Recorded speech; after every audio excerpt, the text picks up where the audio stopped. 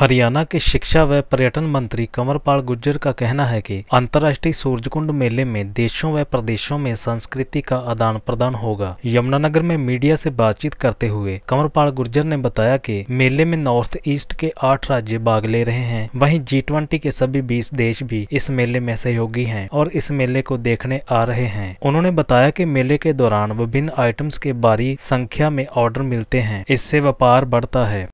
देखिए, जो सेंटर ने बजट पेश किया उसमें चाहे किसान की बात है, चाहे मजदूर की बात है, चाहे कर्मचारी की बात है, उस सब का ध्यान रखा गया है और सभी वर्ग जो है उससे खुश हैं। लेकिन उससे भी बड़ी बात यह है कि जितने भी आर्थिक विशेषज्ञ हैं, आप देख रहे होंगे कि चाहे टीवी पे है और चाहे अखबार में है, मतलब अपोजिशन पार्टी को छोड़ के अगर जो भी लोग विशेषज्ञ हैं उन सब की राय है कि ये बजट जो है भारत की प्रगति का बजट है और उसको आगे लेके जाने का बजट है। जो माननीय प्रधानमंत्री की सोच है कि 100 साल जब देश की आजादी हो जाएंगे तो ये विकासशील से विकसित राष्ट्र बनाना हमारा उद्देश्य है। तो उन सब का भी यही कहना है कि निश्चित तौर से प्रधानमंत्री जिस दिशा में और वित्त मंत्री जिस प्रकार से बजट लेके आई, तो निश्चित तौर से एक उस दिशा में कदम है। और जहां तक हरियाणा के बजट की बात है, निश्चित तौर से हरियाणा का बजट बहुत ही अच्छा आएगा, जो किसान के भी हित का होगा, मजदूर के भी हित का होगा। और आज तक भी जितने बजट आए तो सभी बजटों में अभी तक किसी बजट में भी नया टैक्स ना लगा के आमदनी बढ़ाने का जिस प्रकार से काम किया, जहां पहले हमारे से पहले 60,000 करोड़ का बजट होता था, अब 1,72,000 करोड़ तक बजट पहुंच गया। उनकी बार उससे भी बड़ा बजट आएगा और निश्चित तौर से अच्छे लाभ होगा। देखिए, अगर आपका काम बढ़ेगा तो कर्जा बढ़ेगा।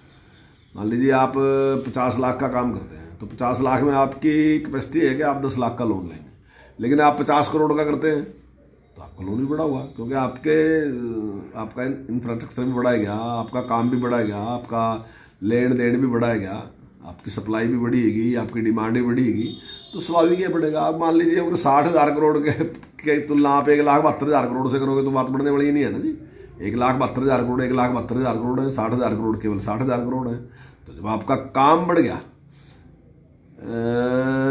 देखिए जो कर्ज बढ़ता है, अगर कर्ज इस प्रकार से बढ़ता है कि आपने कर्ज लेके इंफ्रास्ट्रक्चर को डेवलप किया है, जिससे आने वाले टाइम में रोजगार बढ़ेंगे, लोग तरक्की करेंगे, इंडस्ट्री बढ़ेगी, खेती बढ़ेगी, सारा चीज बढ़ेगा, तो फिर लोन अच्छा है।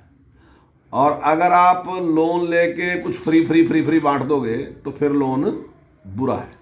आम गांव में भी एक कहावत है कि भाई अगर लोन लेके आपने मकान बना लिया और लोन लेके आपने शादी कर ली तो मरोगे, लेकिन लोन लेके अगर आपने जमीन खरीद ली, लोन लेके अगर आपने कोई मशीनरी खरीद के खेती को डेवलप कर लिया, लोन लेके आपने ट्वेल लगा लिया, लोन लेके आपने खेती को बढ़ावा दे दिया, तो आमतौर पर कहावत है कि भाई आप तरक्की करोगे। तो सरकार के ऊपर भी वही लागू होता है। अगर सरकार इस प्रकार के संसाधन पैदा करती है कि जिससे प्रदेश की तरक्की होगी, अच्छी सड़क बढ़ती है, पुल बढ़ते हैं, बिजली अच्छी मिलती है, तो ये अगर सरकार करेगी तो निश्चित तौर से प्रगति होगी। लेकिन अगर फ्री बांट के कुछ करेगी तो निश्चित तौर से उसके गंभीर परिणाम भुगतने पड़ेंगे। आज जिस प्रकार से सरकार काम कर रही है, देखिए हमारे से पहले 27,000 करोड़ के घाटे में था बिजली निगम, और आज हम 2,000 करोड़ के प्रॉफिट में हैं और हमने बिजली के 40% रेट डाउन कर दिए।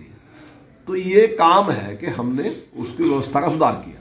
अगर कोई कहे कि मैं बिजली फ्री दूंगा तो व्यवस्था का सुधार तो नहीं ना, बिजली कोई फ्री मैं अपने घर से थोड़ी दूंगा, पैसे तो लोगों के ही हैं। मैं जो कुछ भी कर रहा मेरा कुछ नहीं है, मैं तो केवल व्यवस्था कर रहा, मेरा कुछ नहीं है, चीज लोगों की है।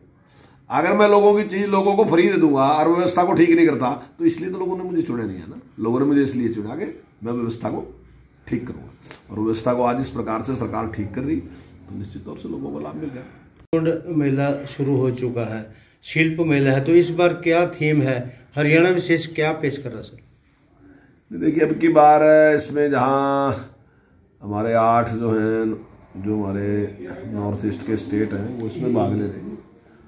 उसके साथ ही और भी हमारे जो अब की बार G20 है उसके भी सारे देश उसमें निश्चित तौर से उसको देखने आएंगे, और विदेश से भी 20 देश जो हैं उसमें अब की बार हमारे सहयोगी हैं।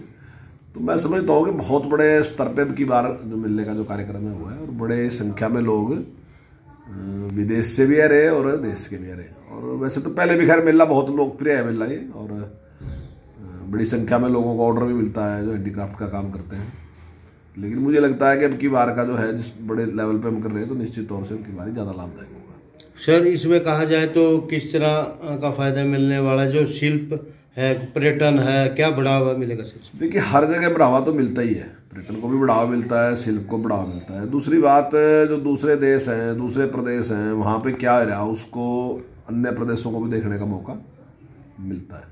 जो हमारे पास है उसको अन्य प्रदेशों को देखने का मौका मिलता है।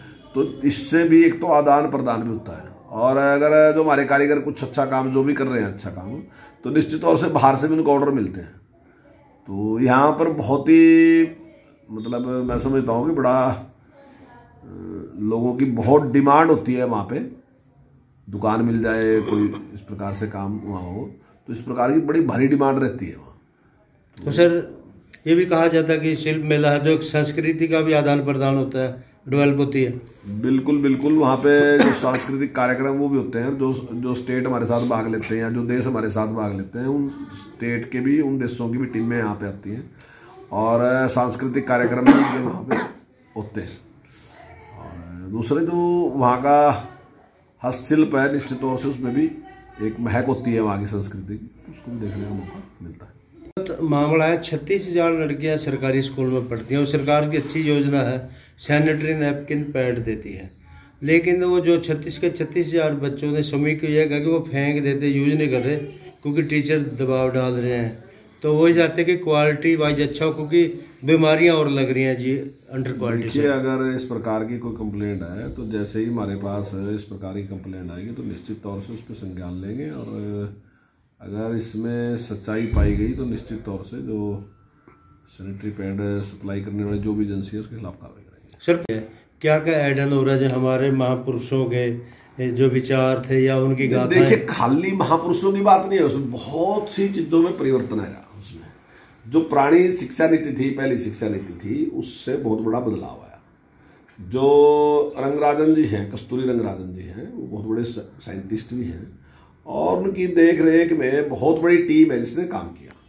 और इस टीम ने, मैं समझता हूँ, आज तक शायद कभी भी किसी ने भी इतने बड़े लोगों से चर्चा नहीं की। इसमें चुने प्रतिनिधि भी हैं, चाहे MP है, चाहे MLA है, चाहे मंत्री है, चाहे सरपंच है, चाहे ब्लॉक समिति का मेंबर है, जिला परिषद का, उससे भी बात की।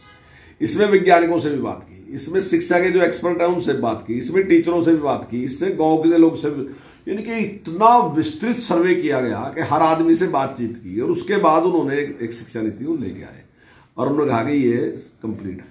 क्योंकि दुनिया में देखने को मिला कि लोगों ने जो ज़्यादा जोर लगाया, जब विदेशी भाषाओं पे ज़्यादा जोर जहाँ जहाँ लगाया, वो लोग पीछे रह गए और जिन लोगों ने अपनी भाषा में पढ़ाई की वो आगे निकल गए। कई बार क्या आप देखते हैं कि हमारे ही देश में बहुत लोगों के पास काबिलियत है, लेकिन केवल और केवल अंग्रेजी के कारण ही वो पीछे रहते हैं। तो ऐसा नहीं, अंग्रेजी भी एक भाषा ही है, हिंदी भी एक भाषा ही है, पंजाबी भी एक भाषा ही है, उर्दू भी एक भाषा ही है, तो सारी भाषा ही है।